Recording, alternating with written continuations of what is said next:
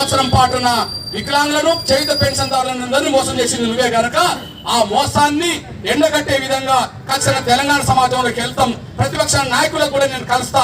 అవసరం అంటే నేను గుర్తు చేస్తున్నా, ఈ రోజు వరకు నేను కేసీఆర్ గారు కలవలేదు. గత కేసీఆర్ పాలనలో 10 ఏళ్ళు ఆయన మీద యుద్ధం చేసిన వాళ్ళమే, వేరే అంశం మీద వర్గీకరణ మీద ఇతర అంశం యుద్ధం చేసిన వాళ్ళమే.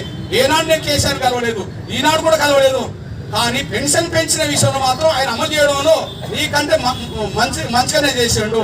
చంద్రబాబు నాయుడు మంచిగానే చేసిండు, ఇతరులు మంచిగా చేశారు. కాబట్టి పెన్షన్ పెంచే పోరాటంలో మీరు పాల్గొనాలని చెప్పి నేను కేసీఆర్ గారిని కలుస్తాను, కేటీఆర్ గారిని కలుస్తాను, బీజేపీ కిషన్ రెడ్డి గారిని కలుస్తాను, లేదా మన